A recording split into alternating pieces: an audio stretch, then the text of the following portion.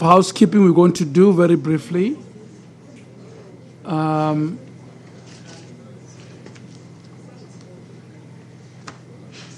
But I'd like to take some time to thank, this being the last day of evidence, to thank the families. This has been remarkable. To have a full house hearing must suggest a very deep, not only pain, but commitment to see open justice. And I know I have fought with you a good few times when you heckled, "Unamanga, uyaxoka," and heckling witnesses and battling to keep you calm, and yet you remained focused, and we've shared a lot of pain together and had a lot of stories together. So I just would like to thank you. And every morning waking up to be here, I know how early you wake up to make 9 o'clock here. Very, very early, coming for a variety of residences. I'd like to thank you for that. And we all hope that this will accrue to something beneficial to all of us. And all the counsel and all the hard work, the teams behind counsel. We often have this confusion about who does the hardest work. Is it the advocates or the attorneys who do the digging and the research and the hard work? But I really would like to thank you. It was trying from time to time, but you have been here. And as I said, Mr. Skivi is my witness that this is plain water with a bit of fruit in it. So we've had a very good time. And last time I spent time also to thank the media. It's not often you find 1, 2, 3, 4, 5, 6, 7, 8, 9, 10, 11 cameras in one venue.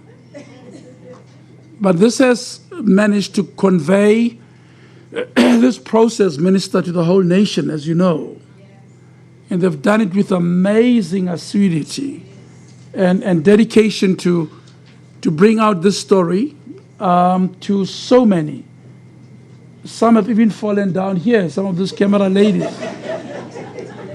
and survived the fall. So I really would like to thank all of you for coming out, and all of those experts who came to testify pro amico, pro bono rather.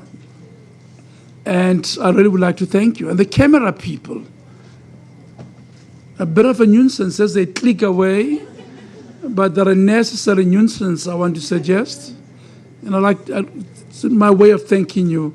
But lastly, the provincial staff, they rolled out resources. I'd like to thank the province for this, HOD, and the whole province for rolling out all the facilities. It would not have been possible to have a credible arbitration process without the resources of the province. And that is a very amazing example of caring for people in deep distress and in pain. We've come to the end, therefore, of the evidence. Counsel, know that you owe me some evidence, documentary evidence, and I would like to have it before argument. Is there still any difficulty about that, Advocate Hassan?